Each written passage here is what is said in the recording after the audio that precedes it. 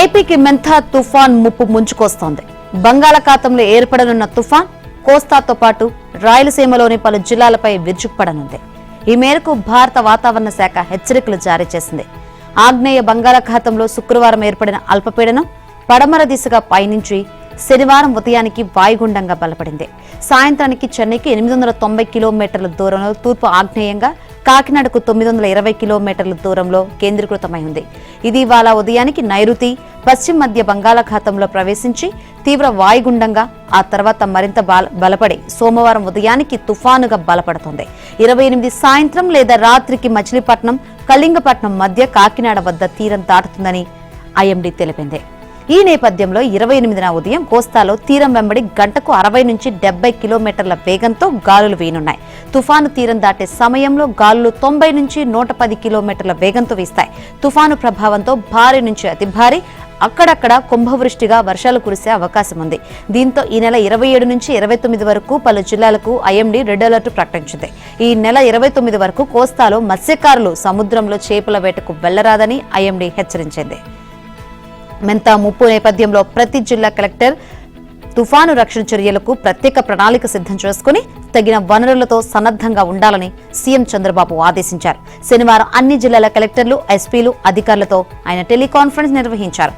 ఎటువంటి ఆస్తి ప్రాణ నష్టం వాటిల్లకుండా ఇప్పటి నుంచే సన్నాహక చర్యలు సమగ్రంగా చేపట్టాలని ఆదేశించారు.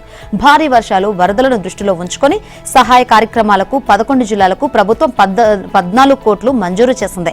విపత్తు సహాయ కార్యక్రమాలకు తక్షణ ఖర్చులు భరించడానికి ఈ నిధులు తీసుకోవడానికి జిల్లా కలెక్టర్లకు అనుమతిస్తూ శనివారం ఉత్తర్వులు జారీ చేసింది.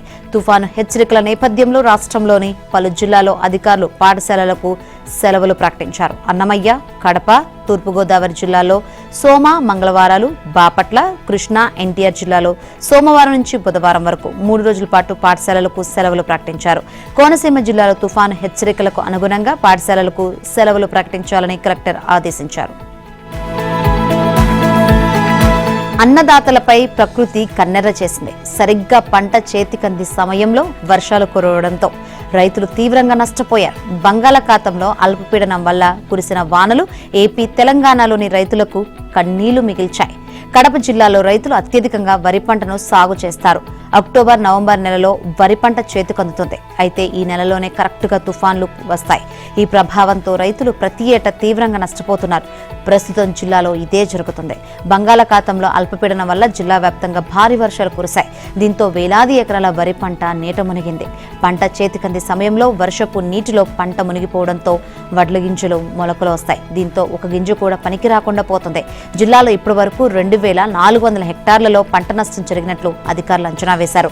నష్టం జరిగిన పంటల్లో అత్యధికంగా వరి, మొక్కజొన్న, వేరుశెనగ, పత్తి, మినుము, ఉల్లి పంటలకు నష్టం జరిగినట్లు వ్యవసాయ అధికారులు అంచనా వేశారు.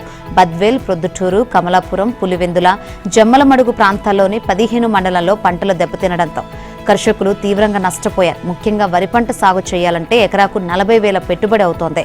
అప్పులు చేసి పెట్టుబడులు పెడితే తమ పంట మొత్తం నీటి పాలైందని రైతులు ఆవేదన వ్యక్తం చేస్తున్నారు. అటు ఉమ్మడి ఆదిలాబాద్ జిల్లాలో అకాల వర్షాలు రైతులకు కంటి మీద కునుకు లేకుండా చేస్తున్నాయి. నిన్న కురిసిన వర్షానికి అనేక ప్రాంతాల్లో వరి, పత్తి పంటలు దెబ్బతిన్నాయి. వరి ధాన్యానికి వర్షానికి తడవకుండా కాపాడుకోవడానికి అన్నదాతలు ఉరుకులు పరుగులు పెట్టారు. నిర్మల్ జిల్లా భైంసాతో పాటు పలు మండలాల్లో ధాన్యం తడిసిపోవడంతో రైతులకు తీవ్ర నష్టం వాటిల్లింది. అదేవిధంగా మంచిర్యాల జిల్లాలోని హాజీపూర్, లక్షెట్టిపేట, దండేపల్లి, జైపూర్, చెన్నూరు, కోటపల్లి, భీమారం మండలాల్లో వరి పైరు నేలరాలింది.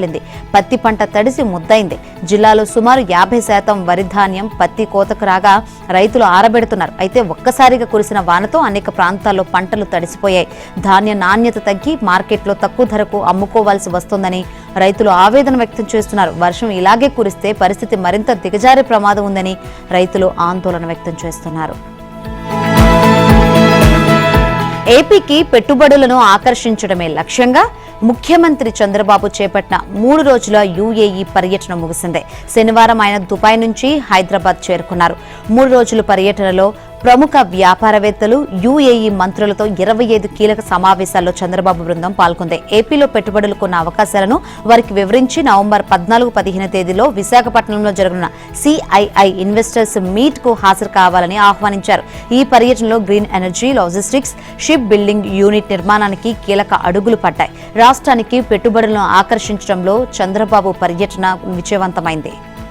అమరావతిలో ప్రపంచ స్థాయి గ్రంథాలయాన్ని ఉచితంగా నిర్మించేందుకు ప్రముఖ రియాలిటీ సంస్థ శోభా గ్రూప్ ముందుకొచ్చింది. 100 కోట్లతో ఈ గ్రంథాలయాన్ని నిర్మించనున్నట్లు శోభా గ్రూప్ చైర్మన్ రవి మీనన్ వెల్లడించారు. రాష్ట్ర వ్యాప్తంగా లాజిస్టిక్స్ పార్కుల ఏర్పాటులో ఏపీ ప్రభుత్వానికి సహకరిస్తామని దిగ్గజ సంస్థ Sharaf group vice chairman, Sharaf DG సంస్థ వ్యవస్థాపకుడు షరావుద్దీన్ షరాఫ్ హామీ ఇచ్చారు. షరాఫ్ గ్రూప్ తమ అనుబంధ సంస్థ అయిన హింద్ టెర్మినల్స్ ప్రైవేట్ లిమిటెడ్ ద్వారా ఏపీలో లాజిస్టిక్స్ రంగంలో పెట్టుబడులు పెడతామని ఆయన పేర్కొన్నారు. షిప్ బిల్డింగ్ రంగంలో ప్రముఖ సంస్థ అయిన Trans World Group chairman Ramesh S Ramakrishnan Dugarajapatnam పోర్టులో షిప్ బిల్డింగ్ యూనిట్ నిర్మాణానికి సంసిద్ధత వ్యక్తం చేసింది. వైద్య ఆరోగ్య రంగంలో అనుభవం కలిగిన ఊర్జుల్ హెల్త్ కేర్ హోల్డింగ్స్ తిరుపతిలో స్పెషల్ క్యాన్సర్ సెంటర్ నిర్మాణం చేపట్టేందుకు ముందుకొచ్చింది. చంద్రబాబు పర్యటన ఆశాంతం యంగెస్ట్ స్ట్రేట్ హైయెస్ట్ ఇన్వెస్ట్మెంట్స్ నినాదంతో సాగింది. రాష్ట్రంలో పెట్టుబడులకు ఉన్న అవకాశాలను వివరించడంతో పాటు ఎక్కువ మంది పారిశ్రామికవేత్తలను విశాఖలో జరిగే సిఐఐ పెట్టుబడుల భాగస్వామి సదస్సుకు రప్పించడమే లక్ష్యంగా చంద్రబాబు బృందం నిర్వహించిన సన్నాహక రోడ్ షో ఒక ముఖ్య ఘట్టంగా నిలుస్తోంది. దావోస్లో ఈ ఏడాది జనవరిలో జరిపిన పర్యటన తరహాలోనే ఆస్ట్రేలియా పర్యటన సాగింది అని మంత్రి లోకేష్ స్పష్టం చేశారు. ఏపీలో పెట్టుబడులు పెట్టడానికి ఉన్న అనుకూల వాతావరణం, సీఎం చంద్రబాబు పాలనా అనుభవంతో గత 16 నెలల్లో 10 లక్షల కోట్ల పెట్టుబడులు రావడం, విశాఖకు గూగుల్ డేటా సెంటర్ను తీసుకురావడానికి తాను పడిన కష్టాన్ని పారిశ్రామికవేత్తలకు లోకేష్ వివరించారు. పెట్టుబడుల కోసం అక్కడ ఒప్పందాలకు తొందరపడకుండా వారందరినీ వచ్చే నెల 14-15 తేదీలో విశాఖ భాగస్వామ్య సదస్సుకు రప్పించడానికి ఆయన ప్రాధాన్యం ఇచ్చారు. వారి పెట్టుబడులకు పూర్తి భరోసా ఇచ్చారు. ఒకసారి ఏపీ ప్రభుత్వంతో చేతులు కలిపాక వారి ప్రాజెక్టుల బాధ్యత మొత్తం తమదేనని హామీ ఇచ్చారు. గడువు కంటే ముందే అనుమతులు వచ్చేలా చేస్తామని, ఉత్పత్తి మొదలయ్యేదాకా సహకారం అందిస్తామని హామీ ఇచ్చారు. చంద్రబాబు పాలన అనుభవం, పాలన దక్షతలను బాగా మార్కెటింగ్ చేశారు. ఇక రాష్ట్రంలో గత పాలకుల విధ్వంసక చర్యలపై పెట్టుబడిదారులు నెలకొన్న భయాలను తొలగించడంపై లోకేష్ ప్రత్యేక దృష్టి పెట్టారు. 2014-19 నడుమ 2024లో కూటమి అధికారంలోకి వచ్చాక రాష్ట్రంలో నెలకొన్న పారిశ్రామిక సానుకూల వాతావరణాన్ని వివరించారు. ముఖ్యంగా రాష్ట్రానికి ప్రధాని మోదీ వెన్నుదన్నుగా నిలవడాన్ని సాధారణంగా వివరించడంలో లోకేష్ సఫలమయ్యారు. ఆర్సెలార్ మిట్టల్ స్టీల్ ప్లాంట్కు అనుమతులు, ముడి ఇనుప ఖనిజం కేటాయింపుపై ఆయన స్పందించిన విధానాన్ని తెలియజేశారు.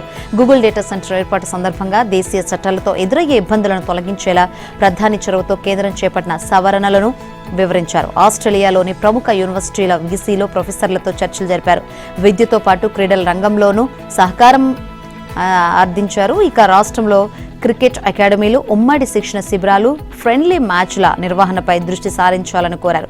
7 రోజుల ఆస్ట్రేలియా పర్యటనల కొత్త భాగస్వామ్యాలపై నమ్మకం కలిగించిందని మంత్రి లోకేష్ చెప్పారు. పర్యటన ముగించుకొని స్వదేశానికి వచ్చిన ఆయన ఎక్స్ వేదికగా పోస్ట్ చేశారు. తన పర్యటన ఫలాలు విశాఖ పారిశ్రామిక సదస్సులో ప్రతిబింబిస్తాయన్న ఆశాభావాన్ని ఆయన వ్యక్తం చేశారు.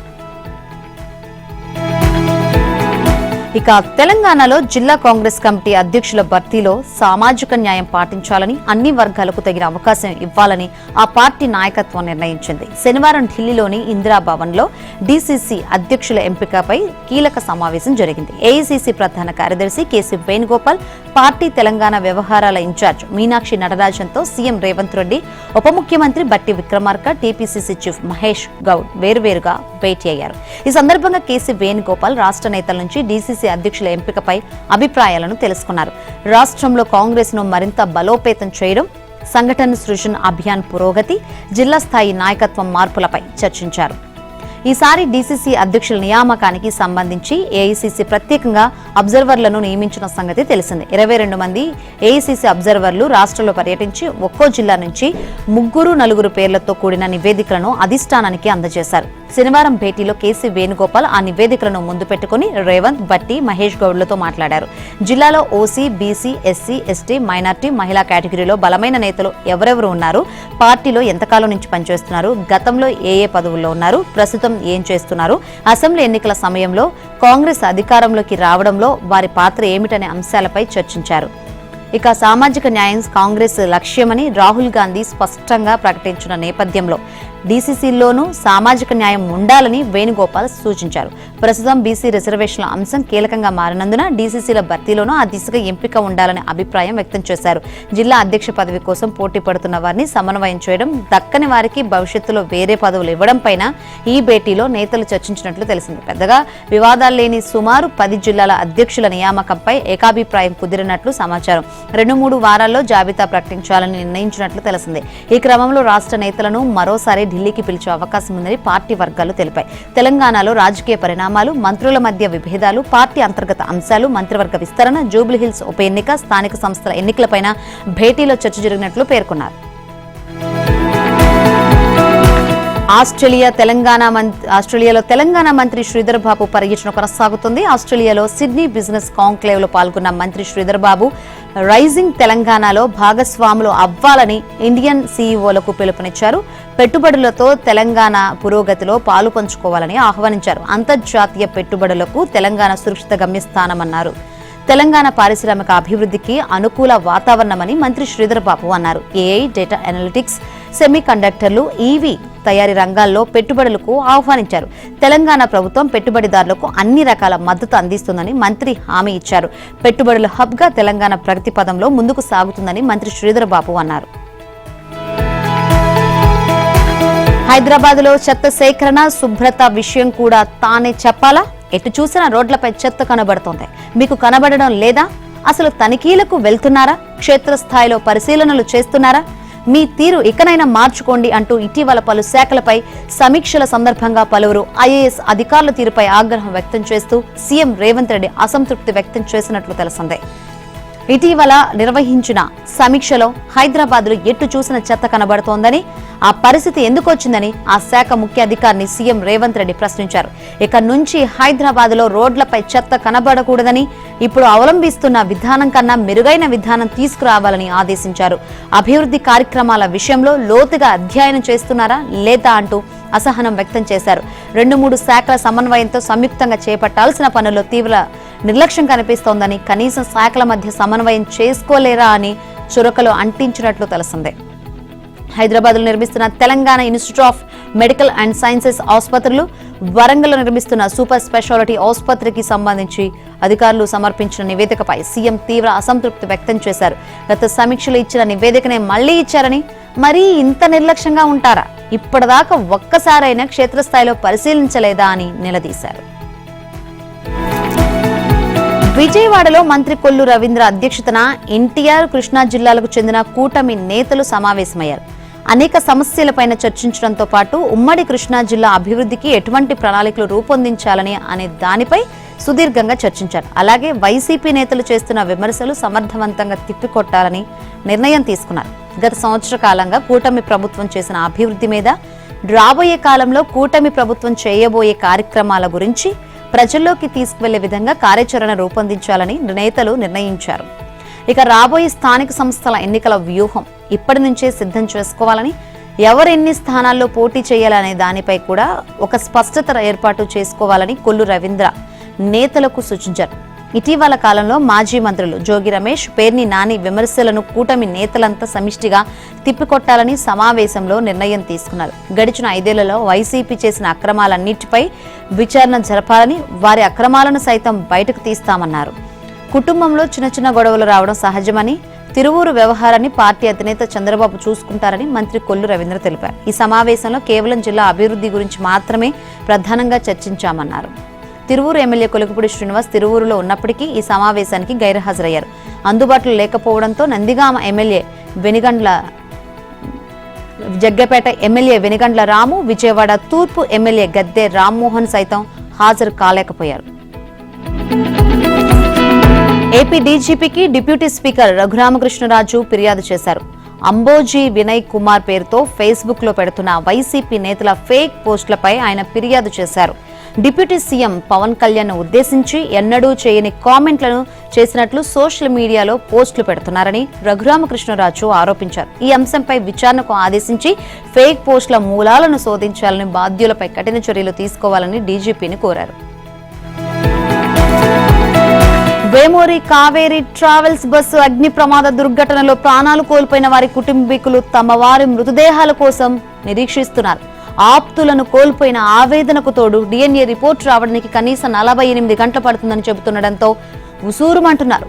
కర్నూలు జిల్లా చినటేకూరు సమీపంలో జరిగిన ఘోర ప్రమాదంలో పూర్తిగా కాలిపోయిన మృతదేహాలు మాంసపు ముద్దగా మారాయి. రిజర్వేషన్ చార్ట్ ప్రకారం మృతులతో పాటు వారి కుటుంబీకులను గుర్తించారు. అయితే ఏ మృతదేహం ఎవరిదో గుర్తించలేనంతగా కాలిపోవడంతో ఎలాంటి న్యాయపరమైన చిక్కులు తలెత్తకుండా DNA పరీక్షల అనంతరం మృతదేహాలను అప్పగిస్తామని అధికారులు స్పష్టం చేస్తున్నారు.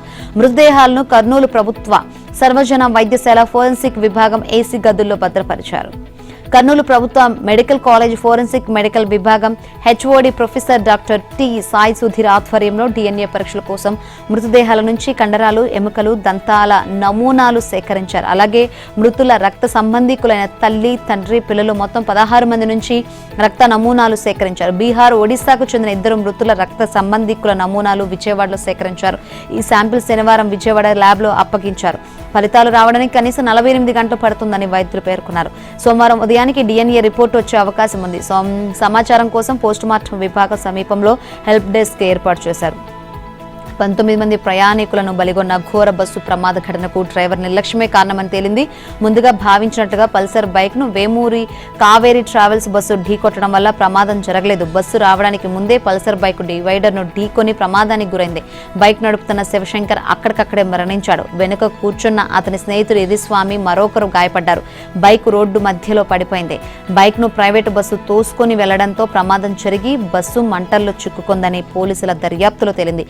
స్వామిని పోలీసులు అదుపులోకి తీసుకుని ప్రశ్నించారు. బైక్ కదలికలకు సంబంధించిన వీడియో ఫుటేజ్లను పరిశీలించి ఈ నిర్ధారణకు వచ్చారు.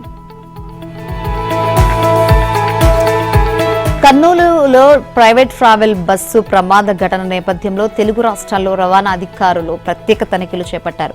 నిబంధనలు పాటించకుండా బస్సులు నడుపుతున్న పలు ప్రైవేట్ ట్రావెల్స్ ఏజెన్సీలకు భారీ షాక్ ఇచ్చారు. ఈశాన్య రాష్ట్రాలు రిజిస్ట్రేషన్ చేయించుకొని ఇక్కడ బస్సులు పరుగులు పెట్టించే ట్రావెల్ ఆపరేటర్లకు చెక్ పెట్టారు. ఏపీలో ఒక్కరోజు 289 ట్రావెల్ బస్సులపై అధికారులు కేసులు నమోదు చేశారు. ఇందులో అగ్నిమాపక పరికరాలు లేని బస్సులు 103 ఉన్నట్లు వెల్లడైంది. రవాణా చట్టాన్ని లెక్క చేయకుండా తిరుగుతున్న 18 ప్రైవేట్ ట్రావెల్స్ బస్సులను సీజ్ చేసినట్లు అధికారులు తెలిపారు. అత్యవసర ద్వారం లేని 13 బస్సులు, సరైన ధృవీకరణ పత్రాలు లేని ఇతర ఉల్లంఘనలకు సంబంధించి 127 కేసులు నమోదు చేసినట్లు వెల్లడించారు. అనధికారిక మార్పులు చేసిన 45, ప్రయాణికుల జాబితా లేని 34, వాణిజ్య వస్తువులు సరఫరా చేస్తున్న 10, కనీస రికార్డు లేని 8 బస్సులపై MV యాక్ట్ ప్రకారం చర్యలు తీసుకున్నారు. ఇక ఇటు తెలంగాణలోను రంగారెడ్డి, హైదరాబాద్, మేడ్చల్ జిల్లాల పరిధిలో RTA దాడులు జరిగాయి. నిబంధనలకు విరుద్ధంగా నడుస్తున్న 68 ప్రైవేట్ బస్సులను గుర్తించారు. సాధారణ సీట్లను పరిమితికి మించి పెంచిన బస్సును గుర్తించారు. ఇందులో భాగంగా ఆయా వాహనాలకు 1.7 లక్షల జరిమానా విధించారు. జరిమానాలు చెల్లించకుండా తిరుగుతున్న 4 బస్సులను సీజ్ చేశారు. తెలంగాణలో మద్యం దుకాణాల లైసెన్స్ దరఖాస్తు గడువును పొడిగించడం సరికాదంటూ దాఖలైన పిటిషన్పై హైకోర్టు తీర్పును రిజర్వ్ చేసింది. గడువు పెంచిన తర్వాత అంటే ఈ నెల 19 నుంచి 23 వరకు వచ్చిన దరఖాస్తుల భవిష్యత్తు తాము ఇవ్వబోయే తుది తీర్పునకు లోబడి ఉంటుందని స్పష్టం చేసింది. మద్యం దుకాణాల కోసం వచ్చిన దరఖాస్తుల లాటరీ తీయడం, కేటాయింపు ప్రక్రియపై మాత్రం ఎలాంటి స్టే ఇవ్వలేదు. ఇక మద్యం దుకాణాల దరఖాస్తు చివరి రోజు గడువును ఈ నెల 18 నుంచి ఈ నెల 23 వరకు పెంచుతూ ప్రొహిబిషన్ అండ్ ఎక్సైజ్ శాఖ కమిషనర్ ఒక మెమో జారీ చేసింది. ఈ మెమోను సవాల్ చేస్తూ కొందరు దరఖాస్తుదారులు హైకోర్టులో పిటిషన్ దాఖలు చేశారు. దీనిపై శనివారం జస్టిస్ ఎన్ తుకారాంజీ ధర్మాసనం విచారణ కొనసాగించింది. శుక్రవారం జరిగిన విచారణ సందర్భంగా దరఖాస్తు గడువు పెంపునకు చట్టబద్ధత ఉందా, చివరి గడువు లోపు వచ్చిన దరఖాస్తులను మాత్రమే అంగీకరించాలని నిబంధనలో ఉంది కదా అని ధర్మాసనం ప్రశ్నించింది. శనివారం జరిగిన వాదనలో అదనపు అడ్వకేట్ జనరల్ ఇమ్రాన్ ఖాన్ వీటికి సమాధానాలు ఇచ్చారు. మరోవైపు పిటిషనర్ల తరపున సీనియర్ న్యాయవాది అవినాష్ దేశాయ్ వాదిస్తూ గడువు పెంచడం ద్వారా తెలంగాణ ఎక్సైజ్ మద్యం దుకాణాల లైసెన్సుల జారీ, లైసెన్స్ షరతుల నిబంధన 2012ను ప్రభుత్వం ఉల్లంఘించిందని తెలిపారు. వాదనలు విన్న ధర్మాసనం ఈ నెల 18 తర్వాత వచ్చిన దరఖాస్తులను పరిగణలోకి తీసుకోవాలా వద్దా అనేది ఇక్కడ ప్రధాన సమస్య అని వ్యాఖ్యానించింది. దానిపై మాత్రమే ఆదేశాలు ఇస్తామని తెలిపింది. బీహార్లో రాజకీయం మరింత వేడెక్కుతోంది. అభ్యర్థులు ప్రచారాన్ని ముమ్మరం చేశారు. ఎన్డీఏ కూటమి తరపున అమిత్ షా వరుస సభలు నిర్వహిస్తుండగా ఆర్జేడీ నేత తేజస్వి యాదవ్ సైతం కాళ్లకు బలపం కట్టుకుని తిరుగుతున్నారు. రెండు కూటముల మధ్య విమర్శలు, ప్రతి విమర్శలతో బీహార్ దద్దరిల్లిపోతోంది. కేంద్ర హోంమంత్రి అమిత్ షా బీహార్లో ఎన్నికల ప్రచారాన్ని స్పీడ్ పెంచారు. ముంగేర్, ఖగాడియా, నలందాలో 3 సభలు నిర్వహించారు. ఆర్జేడీ పాలనలో హత్యలు, దోపిడీలు, అనేక నేరాలు యథేచ్ఛగా జరిగాయని, కానీ ఎన్డీఏ హయాంలో నేరాల సంఖ్య గణనీయంగా తగ్గిందన్నారు. కఘాడియాలోని గోగ్రీలో నిర్వహించిన ప్రచార సభలో ఆర్జేడీ నేత తేజస్వి యాదవ్ పాల్గొన్నారు. కేవలం ప్రభుత్వ ఏర్పాటు చేయడానికి ఎన్నికల్లో పోటీ చేయడం లేదని, బీహార్ నిర్మాణానికి చర్యలు తీసుకుంటున్నామన్నారు. బీజేపీ టార్గెట్ గా జనసురాజ్ అధినేత ప్రశాంత్ కిషోర్ విమర్శలు గుప్పించారు. ఛత్ పూజకు బీహారీలు ఇంటికి రావాలంటే రైళ్లలో సీట్లు దొరకడం లేదన్నారు. పెట్టుబడులు ఏమో గుజరాత్ కు వెళ్తున్నాయన్నారు. ఇక ఎన్నికల సమయంలో ఆర్జేడీకి ఎదురు దెబ్బ తగిలింది. ఆ పార్టీ మాజీ మహిళా రాష్ట్ర అధ్యక్షురాలు ప్రతిమా కుష్వాహా బీజేపీలో చేరారు. ఆర్జేడీ అంతా కుటుంబ పాలన సాగుతోంది, బయట వ్యక్తులకు సరైన స్థానం కల్పించడం లేదని ప్రతిమ ఆరోపించింది. ఇది ఇలా ఉంటే మహువా స్థానం నుంచి ఆర్జేడీ నేత తేజస్వి యాదవ్ అన్న తేజ్ ప్రతాప్ యాదవ్ స్వతంత్ర అభ్యర్థిగా బరిలోకి దిగారు. తేజస్వి యాదవ్ ప్రజా నాయకుడు కాలేడని, లాలూ ప్రసాద్ ఆశీస్సులతోనే తాను విజయం సాధిస్తానని ధీమా వ్యక్తం చేశారు. అమెరికా భారత్ వాణిజ్య ఒప్పందంపై కేంద్ర మంత్రి పీయూష్ గోయల్ కీలక వ్యాఖ్యలు చేశారు. జర్మనీలో బెర్లిన్ గ్లోబల్ డైలాగ్ సమ్మిట్ లో పీయూష్ గోయల్ పాల్గొన్నారు. భారతదేశం తొందరపడి ఎలాంటి వాణిజ్య ఒప్పందాలు చేసుకోదని స్పష్టం చేశారు. తలపై తుపాకీ పెట్టి బెదిరించిన ట్రేడ్ డీల్ చేసుకోమని తేల్చి చెప్పారు.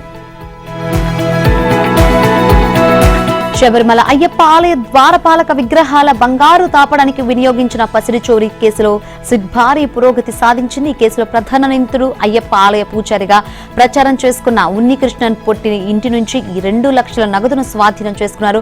పొట్టి నుంచి పసిడిని కొనుగోలు చేసిన బళ్ళారికి చెందిన వ్యాపారి గోవర్ధన్ నుంచి 400 గ్రాముల బంగారంతో పాటు కొన్ని పసిడి నాణేలను కూడా స్వాధీనం చేసుకున్నారు. బళ్ళారిలో రొద్దం జ్యువెలరీ పేరుతో వ్యాపారం చేస్తున్న గోవర్ధన్ ను అన్ని కోణాల్లోనూ విచారిస్తున్నట్లు సిట్ ఎస్పీ శశిధరన్ తెలిపారు.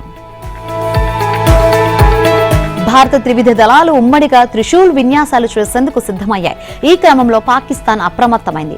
తమ గగనతలంలో ఆంక్షలు విధిస్తూ విమానయాన సంస్థలకు నోటం జారీ చేసింది. అక్టోబర్ 30 నుంచి నవంబర్ 10 వరకు పాక్ సరిహద్దులోని సర్ క్రీక్ ప్రాంతంలో భారత త్రివిధ దళాలు పెద్ద ఎత్తున విన్యాసాలు చేపట్టేందుకు సిద్ధమయ్యాయి. ఈ క్రమంలో పాక్ తన కేంద్ర, దక్షిణ ప్రాంతంలో ఉన్న గగనతలంలోని వైమానిక మార్గాలను పరిమితం చేసింది. విశ్లేషకుడు డామియన్ సైమన్ దీనికి సంబంధించి ఒక ఉపగ్రహ చిత్రాన్ని పంచుకున్నారు. 28,000 అడుగుల ఎత్తు వరకు విన్యాసాలు చేసేందుకు గగనతలాన్ని రిజర్వ్ చేసుకున్నట్లు తెలుస్తోంది. అదానీ గ్రూప్ సంస్థలు మరో వివాదంలో చిక్కుకున్నాయి. చెల్లింపులు సంక్షోభంలో ఇరుక్కున్న అదానీ సంస్థలను కాపాడేందుకు కేంద్ర ప్రభుత్వం, నీతి ఆయోగ్ కలిసి LAICని 33,000 కోట్ల రూపాయల పెట్టుబడులు పెట్టేందుకు ఒప్పించాయని వాషింగ్టన్ పోస్ట్ సంచలన కథనం రాసింది. తామెవరిని ప్రభావితం చేయలేదని, స్వతంత్రంగానే పెట్టుబడుల నిర్ణయం తీసుకున్నామని LIC ఖండించినప్పటికీ వాషింగ్టన్ పోస్ట్ కథనం తీవ్ర దుమారం సృష్టించింది. అదానీ షేర్ల ధరలను కృత్రిమంగా పెంచారంటూ 2023లో హిండెన్బర్గ్ చేసిన ఆరోపణ ఆ కంపెనీని తీవ్ర ఇబ్బందుల్లో నెట్టింది. అమెరికా కంపెనీ తరపున భారతదేశ రాజకీయ నాయకులకు లంచాలు ఇచ్చారని స్వయంగా అమెరికా న్యాయశాఖ ధృవీకరించిన ఘటనతో 2024లో అదానీ గ్రూప్ మరోసారి ఒడిదుడుకులకు లోనైంది. ఇలాంటి తరుణంలో తాజాగా మోదీ ప్రభుత్వ కష్టాల్లో ఉన్న అదానీకి అండగా నిలిచి క్రోనీ క్యాపిటలిజాన్ని ప్రోత్సహిస్తుందనంటూ వాషింగ్టన్ పోస్ట్ కథనం వెలువరించింది. అదానీ కంపెనీ ఎదుర్కొంటున్న చెల్లింపుల సంక్షోభాన్ని పరిష్కరించేందుకు భారత ప్రభుత్వం గత మే నెలలో NICతో $3.9 బిలియన్ పెట్టుబడి పెట్టించే ప్రతిపాదన చేసిందని కథనం తెలిపింది. వాషింగ్టన్ పోస్ట్ చెబుతున్న కేంద్ర ప్రభుత్వ ప్రతిపాదన మొత్తం $3,900 మిలియన్ లేదా 33,000 కోట్ల రూపాయలు. అయితే అదానీ కంపెనీల ఆస్తుల విలువ ప్రస్తుతం మార్కెట్ రేటు ప్రకారం $90 బిలియన్. LIC నుంచి కేంద్రం ఇప్పించదలిచింది $3.9 బిలియన్. తమకు అవసరమైన మొత్తం సొమ్ము LIC నుంచి సేకరిస్తున్నట్లు గత మే నెలలో అదానీ ప్రకటించినప్పుడే విపక్షాలు గగ్గోలు పెట్టాయి. ప్రజాధనం దుర్వినియోగం చేస్తున్నారని అభివర్ణించాయి. మావోయిస్ట్ అగ్రనాయకుడు మడావి హిడుమాయ్ అలియాస్ హిడ్మా అలియాస్ సంతోష్ ఆయుధాలు అప్పగించి లొంగిపోతారని జరుగుతున్న ప్రచారంపై రాష్ట్ర నిఘా వర్గాలు దృష్టి సారించాయి. ఈ ప్రచారాన్ని ఛత్తీస్గఢ్ పోలీసులు ఖండిస్తున్నప్పటికీ హిడ్మా తెలంగాణలో లొంగిపోయే అవకాశాలను తోసిపుచ్చలేమని నిఘా వర్గాలు పేర్కొంటున్నాయి. Maoist party Dandakaranya special zonal committee కార్యదర్శిగా, కేంద్ర కమిటీ సభ్యుడిగా, people's liberation guerrilla army platoon 1 commander గా ఉన్న హిడ్మాకు గెరిల్లా దాడుల వ్యూహకర్తగా పేరుంది. గతంలో హిడ్మా నాయకత్వంలోని భద్రతా బలగాలపై అనేక దాడులు జరిగాయని పోలీసు వర్గాలు పేర్కొంటున్నాయి. మోస్ట్ వాంటెడ్ జాబితాలో ఉన్న హిడ్మా చాలా సార్లు పోలీసులకు దొరికి తప్పించుకున్నారు. అగ్రనేతలు సోను ఆసనతో పాటు వందల మంది మావోయిస్టులు లొంగిపోయిన తర్వాత హిడ్మా లొంగుబాటు విషయంలో పెద్ద చర్చ జరుగుతుంది. హిడ్మా కుమార్తె కేశా ఆపరేషన్ ఖగార్ భీకరమవుతున్న క్రమంలో పార్టీ నుంచి బయటకు వచ్చారు. తాజాగా ఇప్పుడు హిడ్మా సైతం తన అనుచరులతో కలిసి వరంగల్ పోలీసుల ఎదుట లొంగిపోయే అవకాశాలున్నాయని నిఘా వర్గాలు అంచనా వేస్తున్నాయి. ఓ టీవీ యాడ్ అమెరికా అధ్యక్షుడు ట్రంప్నకు తీవ్ర ఆగ్రహం తెప్పించింది. ఫలితం కెనడాతో అగ్రరాజ్యం జరుపుతున్న వాణిజ్య చర్చలు నిలిచిపోయాయి. ఈ చర్చల రద్దు నిర్ణయాన్ని ట్రంప్ ప్రకటించారు. ఈ సందర్భంగా కెనడాపై నిప్పులు చెరిగారు. ఆ దేశం దారుణంగా మోసపూరితంగా ప్రవర్తించిందంటూ మండిపడ్డారు. వివాదానికి కారణమైన యాడ్లో అమెరికా మాజీ అధ్యక్షుడు రొనాల్డ్ రీగన్ సుంకాలపై గతంలో చేసిన ప్రసంగాన్ని తప్పుడు పద్ధతిలో కెనడా ప్రచారం చేస్తోందని మండిపడ్డారు. సుంకాలపై అమెరికా సుప్రీంకోర్టు త్వరలో వెల్లడించనున్న తీర్పును ప్రభావితం చేయాలన్న దురుద్దేశంతోనే ఈ యాడ్ను ఆ దేశం ప్రచారంలోకి తీసుకువచ్చిందని ట్రంప్ ఆరోపించారు. కెనడాపై ట్రంప్ ఇటీవల 35% సుంకాలు విధించారు. రష్యా నుంచి భారత్ చమురు కొనుగోళ్లపై వైట్ హౌస్ కీలక ప్రకటన చేసింది. ట్రంప్ విజ్ఞప్తిని భారత్ మన్నించిందని వైట్ హౌస్ ప్రెస్ కార్యదర్శి క్యారోలిన్ లెవిట్ అన్నారు. రష్యా నుంచి చమురు కొనుగోళ్లను చైనా తగ్గించుకుంటుందన్న కథనాలను చూశానని, అధ్యక్షుడు ట్రంప్ విజ్ఞప్తితో భారత్ కూడా అదే పని చేసిందని తమకు తెలుసునన్నారు. అయితే రష్యా నుంచి భారత్ చమురు కొనుగోలు తగ్గిస్తుందంటూ ట్రంప్ చేస్తున్న వ్యాఖ్యలను భారత్ ఖండిస్తున్నప్పటికీ అమెరికా పదే ఇవే వ్యాఖ్యలు చేయడం హాట్ టాపిక్ గా మారింది. మరోవైపు చమురు ఆంక్షలపై ఎలాంటి ఒత్తిళ్లకు తలవంచబోనంటూ పుతిన్ చేసిన వ్యాఖ్యలపై అమెరికా అధ్యక్షుడు డొనాల్డ్ ట్రంప్ స్పందించారు. దీని గురించి 6 నెలల తర్వాత చూద్దామని, ఇది ఎలా పనిచేస్తుందో అప్పుడే తెలుస్తుందన్నారు. ఇప్పటికే రష్యాలోని 2 అతిపెద్ద చమురు కంపెనీలపై అమెరికా ఆంక్షలు విధించింది. వన్డే వరల్డ్ కప్ లో భాగంగా ఇండియాలో పర్యటిస్తున్న ఆస్ట్రేలియా మహిళా క్రికెటర్లకు చేదు అనుభవం ఎదురైంది. టోర్నీలో భాగంగా ఇండోర్ చేరుకున్న ఆస్ట్రేలియా టీంలోని 2 క్రీడాకారుల పట్ల ఆకతాయి దురుసుగా ప్రవర్తించాడు. దీంతో ఆసీస్ టీం మేనేజర్ పోలీసులకు ఫిర్యాదు చేయడంతో నిందితుడిని పోలీసులు అదుపులోకి తీసుకున్నారు. ఐసీసీ మహిళా క్రికెట్ ప్రపంచ కప్ లో పాల్గొనేందుకు ఆస్ట్రేలియా మహిళల జట్టు గత నెల భారత్ కు వచ్చింది. టోర్నీలో భాగంగా సౌత్ ఆఫ్రికాతో గ్రూప్ స్టేజ్ మ్యాచ్ ఆడడం కోసం ఇండోర్లోని ప్రముఖ 5 స్టార్ హోటల్ కు చేరుకుంది. గురువారం నాడు హోటల్ నుంచి కేఫ్ వైపు నడుచుకుంటూ వెళ్తున్న సమయంలో ఓ ఆకతాయి వారిని ఫాలో అయ్యి అనుచితంగా తాకి వెళ్లిపోయాడు. దీంతో బాధితులు జరిగిన సంఘటన గురించి తమ జట్టు మేనేజర్ కు వివరించారు. వెంటనే మేనేజర్ పోలీసుల దృష్టికి తీసుకువెళ్లాడు. రంగంలోకి దిగిన పోలీసులు బైక్ నెంబర్ ఆధారంగా అఖిల్ ఖాన్ ను నిందితుడిగా గుర్తించడం, వెంటనే కేసు నమోదు చేసి అదుపులోకి తీసుకున్నట్లు పోలీసులు తెలిపారు. ఆస్ట్రేలియాతో మూడు వన్డేల సిరీస్ లో టీమిండియాకు ఓదార్పు విజయం దక్కింది. వెటరన్ స్టార్స్ రోహిత్ శర్మ సెంచరీతో, విరాట్ కోహ్లీ హాఫ్ సెంచరీతో బ్యాట్లు ఝులిపించడంతో 3 వన్డేలు 9 వికెట్ల తేడాతో భారత్ ఘన విజయం సాధించింది. అయితే సిరీస్ ను 2-1తో ఆసీస్ దక్కించుకున్నప్పటికీ ఈ ఫార్మెట్ లో తొలిసారిగా భారత్ ను క్లీన్ స్వీప్ చేయాలనుకున్న కంగారుల కోరిక మాత్రం నెరవేరలేదు. ముందుగా బ్యాటింగ్ కు దిగిన ఆసీస్ 46.4 ఓవర్లలో 236 పరుగులకు ఆలౌట్ అయింది. ఛేదనలో భారత్ 38.3 ఓవర్లలో వికెట్ నష్టానికి 237 పరుగులు చేసి నెగ్గింది. ప్లేయర్ ఆఫ్ ద మ్యాచ్ తో పాటు ప్లేయర్ ఆఫ్ ద సిరీస్ గా రోహిత్ నిలిచాడు. 237 పరుగుల ఛేదనలో ఓపెనర్ రోహిత్, విరాట్ కళ్లు చెదిరే ఆట తీరుతో ప్రేక్షకులను అలరించారు.